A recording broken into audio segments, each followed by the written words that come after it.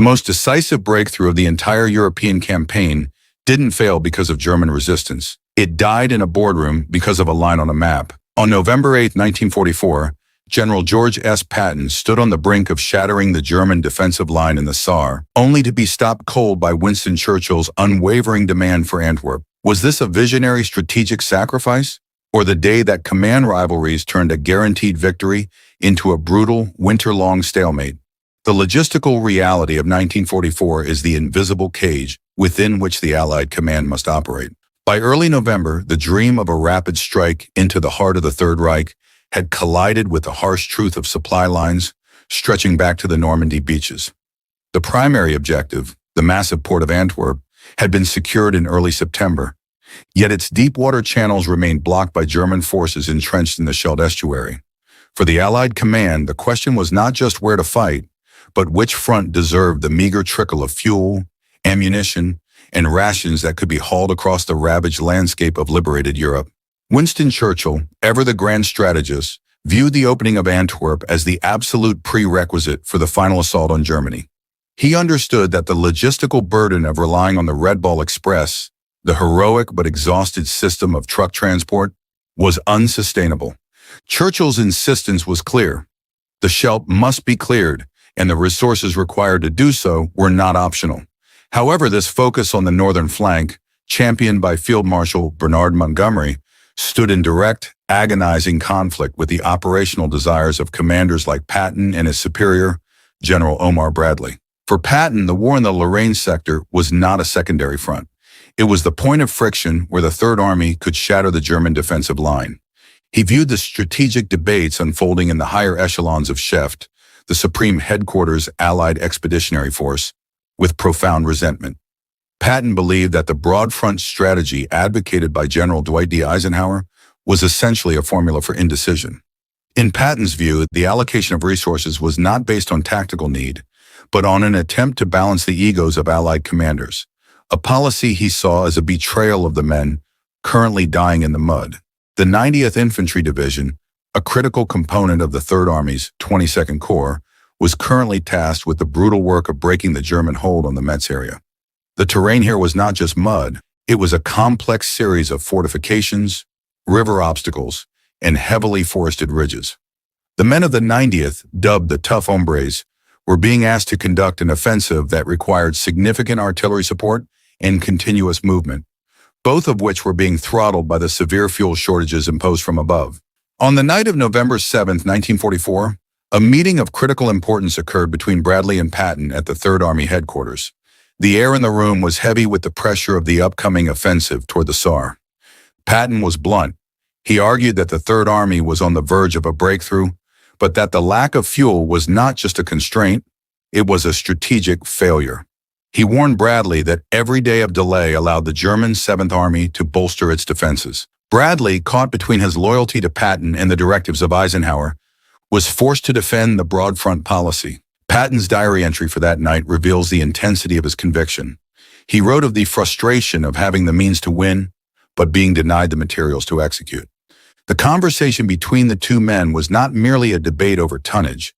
It was a fundamental disagreement over how to win a war. Bradley advocated for the unified, slow, and methodical grinding down of German forces. Patton advocated for the decisive blow. The dilemma they faced was one of command. How do you follow orders that you are convinced are mathematically leading to a stalemate? The next morning, November 8th, began with a sense of grim anticipation. The rain continued, but the order had been given. The Third Army would move.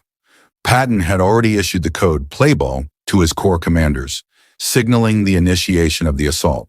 At this moment, however, the strategic chessboard shifted. Eisenhower received a message from Churchill. The British Prime Minister was, as always, fixated on the northern logistics.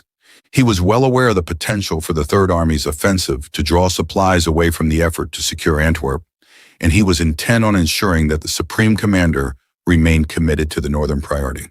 Churchill's concern was not merely local, it was geopolitical. He understood that the war would end when the industrial heart of Germany was shattered, and he saw the route through the plains of the north as the fastest path to that objective.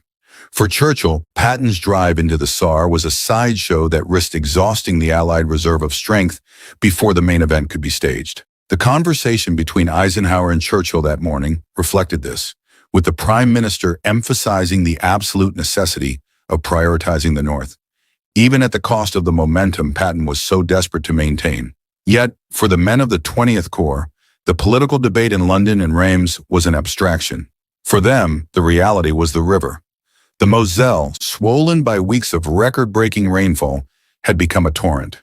The task set for the 90th Infantry Division was to cross this expanse to reach the formidable Königsmacher fortress. The decision to cross at this specific location was born of necessity. The intelligence reports suggested that the high ground near Königsmacher was the key to the entire sector. To take it would require an assault under the cover of darkness, across a river that was currently a mile wide in places due to the flooding. The logistical burden of this river crossing was staggering. Engineering units struggling with inadequate equipment and the unpredictable behavior of the river were forced to improvise at every step. The minesweepers had managed to clear a path, but the water levels meant that the normal crossing procedures were useless. Patton, watching the progress reports, knew that if the 90th failed to establish a bridgehead quickly, the entire Saar offensive would be stalled before it truly began. This was the moment where the commander's intuition was pitted against the brutal physics of the environment. While the 90th was preparing for the crossing, the logistical friction reached a breaking point. The Third Army's fuel request to prioritize the northern operations.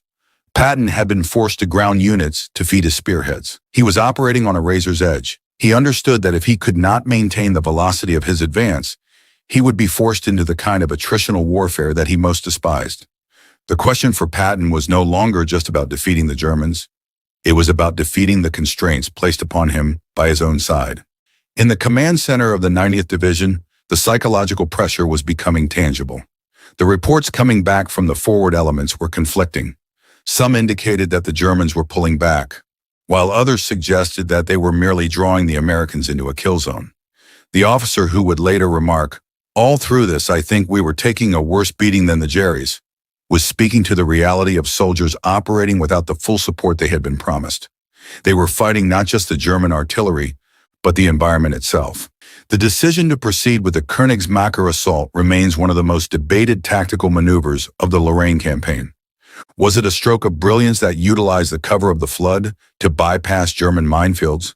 Or was it a desperate gamble that risked the destruction of a division? The historical record suggests it was both. Patton had gambled on the aggression of his subordinates, and in the case of the 90th, that gamble was beginning to pay off, though at a cost that the official reports would struggle to fully capture. As the night progressed, the reports from the river reached Patton's headquarters. The bridgehead was holding, but the casualties were rising. The German defenders, realizing that they were being outmaneuvered, were launching desperate counterattacks. The situation was fluid, dangerous, and entirely dependent on the next few hours of combat. Patton sat in his command vehicle, waiting. He knew that the strategic success of the Saar offensive, and perhaps his own reputation, rested on the bridgehead across the Moselle. The tension was palpable. He was watching the war, but he was unable to influence the outcome on the ground. By the early hours of November 9, 1944, the bridgehead at Königsmacher was not merely a tactical foothold. It had become a strategic fracture in the German defensive line, a testament to the sheer audacity of the 90th Infantry Division. However, for General George S. Patton, the victory felt hollow. As he monitored the situation from his command vehicle, the reports on his desk were not of fuel deliveries, but of tonnage deficits. The reality was stark. While his troops had secured the high ground, the logistical lifeline required to push into the Saar Basin had been severed by a deliberate, top-down SHAFE directive. Patton's diary entry for that day captures the boiling frustration of a commander who felt he was being forced to win the war, with one hand tied behind his back by his own headquarters. The strategic disagreement between Patton and Eisenhower was not a mere professional dispute. It was a fundamental clash of worldviews regarding the nature of the conflict. Eisenhower, ever the politician general, was navigating the treacherous waters of the Allied coalition. He was under extreme pressure from Prime Minister Winston Churchill, who was obsessed with the port of Antwerp. Churchill's obsession was not born of spite, but of a cold, clear-eyed understanding of the logistical endgame. Without a massive deep-water port, the Allied advance would inevitably stall as the distance from the Normandy beaches exceeded the capabilities of their transport lines. Every gallon of fuel directed to the south was, in Churchill's eyes, a gallon diverted from the essential task of opening the northern gateways to the German heartland. This was the logistical cage that Patton found himself in. He possessed the intelligence, the tactical momentum, and the aggressive spirit, but he lacked the fuel, the ammunition, and the spare parts. On November 10th, Patton met with his Chief of Staff, Major General Hugh Gaffey, to assess the feasibility of continuing the drive. Their conversation, reconstructed from operational logs, reveals a bleak assessment. The 90th Division was at 60% of its required fuel allocation, and the armored spearheads were essentially stationary. Patton, in a moment of uncharacteristic candidness, remarked that they were not fighting the German army. They were fighting the Schaef bureaucracy. General Erich Brandenberger, commanding the German 7th Army, initially feared a total collapse of his lines. But as the days passed and the American tanks failed to materialize on his flanks, he began to realize the tactical paralysis gripping the Third Army. He correctly identified the Allied supply crisis and exploited it by concentrating his remaining heavy assets, specifically the depleted but still potent remnants of the 11th Panzer Division, around the critical Saar junctions. This was the direct consequence of the Allied command failure. By refusing to commit to a single decisive thrust, they had provided the enemy with the breathing room necessary to reorganize and mount a spirited, if desperate, defense.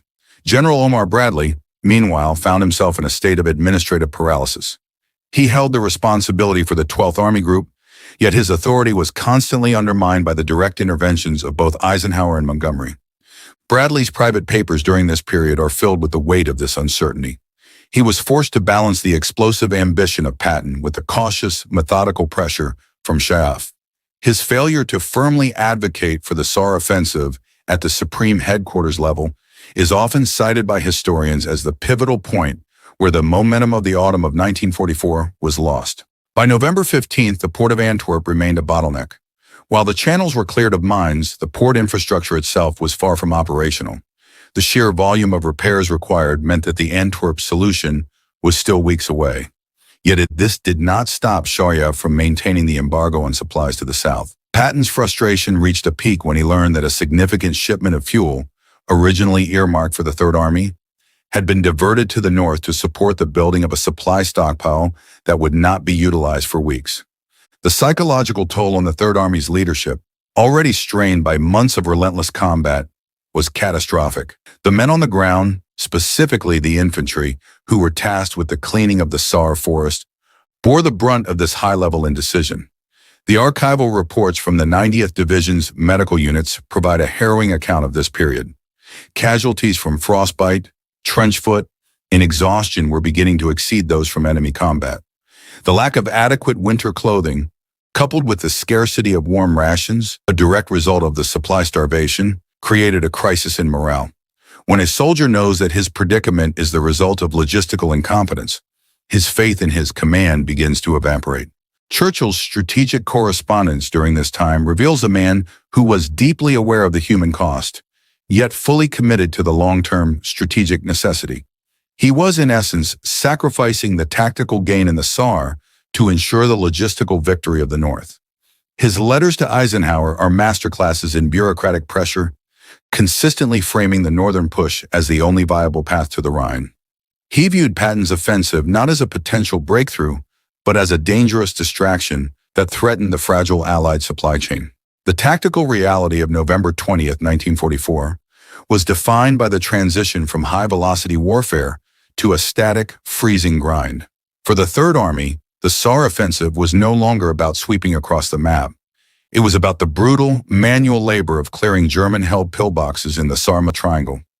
The 90th Infantry Division, operating now on drastically reduced artillery ammunition, was forced to utilize infantry-only assaults against hardened positions that, under normal logistical circumstances, would have been pulverized by heavy shell fire.